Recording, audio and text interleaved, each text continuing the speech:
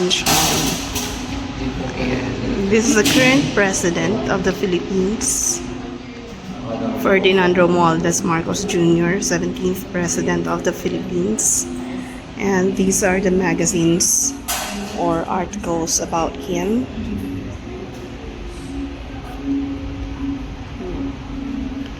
And these are the souvenir shop.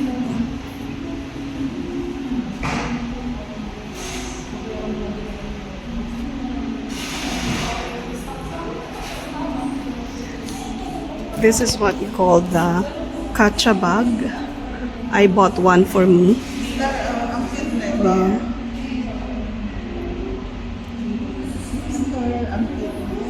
And these are the coin purse with the seal of the Office of the President of the Philippines. And the flaglet, Philippine flags. Ano ko kaya segment ko siya? Yeah. Diba?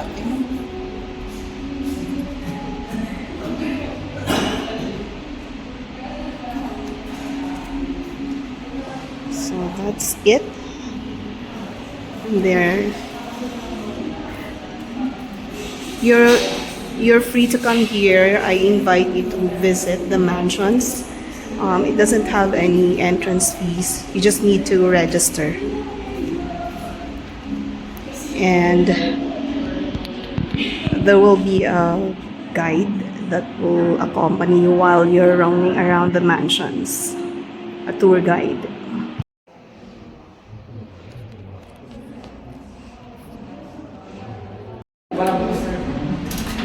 Welcome po sa Baguio Mansion House Presidential Museum. So here we have an exhibit.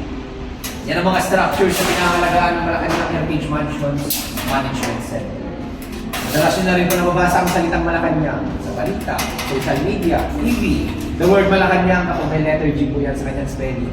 Yan yung buong complex, yung buong lugar kung nasa ang opisina ng ating Pangulo doon sa Manila. Pero kapag wala ang letter G, Malacanang, it now refers to the palace itself, Malacanang Palace o yung mismong palasyo. So both correct naman ang spelling kapag may letter G or walang letter G. Baka may quiz kayo sa taas mamaya 1 point na ito. Kung hindi nakasagot, hindi makakarapas ng CEO. Joke lang po yun. May mga isa, nakabidyo ka eh. Baguio Mansion House, ginawa na po yung Presidential Museum. It was opened to the public September 10, 2024. So first time in the Philippines history na makakapasok po tayo ang publiko after 116 years.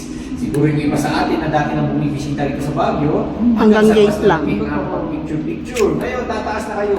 Kasama ninyo ang ating tour guide. They will tell you the history of Baguio Mansion House. Other structures, lahat na yan nasa loob ng Malacanang Complex sa Manila.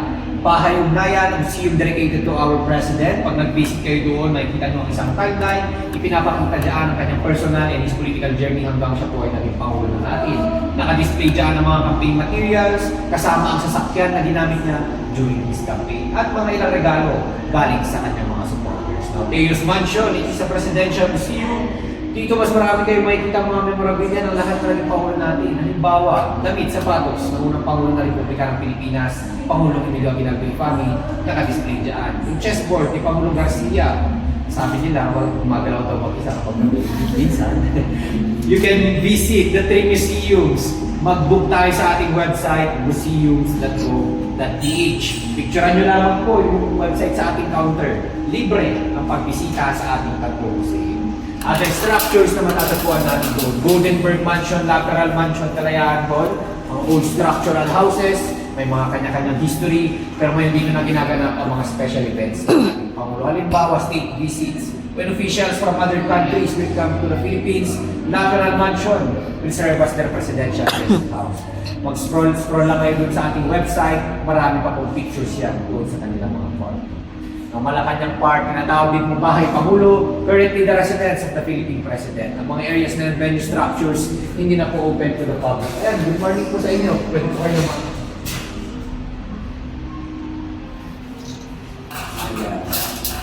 So again everyone, ang mga venues na yan, structures hindi na po open to the public. Only the three museums ang pwede natin puntahan ang open to the public. Mag-book lang kayo sa ating website, museums.go.ph. No, everyone, bago pa tayo umakyat, may mga kaunti po tayong house rules. Yung driveway po na yun, yan ang inyong entrance and exit. During weekends, Sabado at Linggo, naglalagay po kami dyan ng tables and chairs for picnic area. Pwede kayo magdala ng mga pagkain ninyo, pwede kayo kumain dyan, mag-tiktok, sumayaw, mag-picture. Pwede lahat, mamaya na lang po after ng tour, free time nyo na po yan. Pag na-encounter na natin ang signage doon na bawal lumagpas, beyond that, pasensya na po, bawal na tayo mag-picture at mag-video. Pero wag po kayong mag-alala. Sa taas naman, kasama nyo ang ating tour guide, sasabihin nila ang designated areas for picture taking. Bawal ang video recording at all times po. Kasama na rin ang live stream natin. No, everyone, may mga dala po ba kayong tubig tumblers? You can bring your water, you can drink sa labas ng mga rooms or what we call galleries. And lastly, bawal po tayo humawak ng ating museum items. Okay po ba tayo sa ating mga house rules? Yes po. Yes po. We have a golf cart na yun po na-ready para sa ating mga seniors. Those who have conditions, they will ride the golf cart. Eh, tinulak mo naman.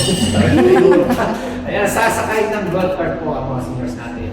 Ang mga malalakas ang tuhod, Maglalakad. iniisip din yung isa na natin. May mga kasama po nating seniors natin, pwede nyo po samahan.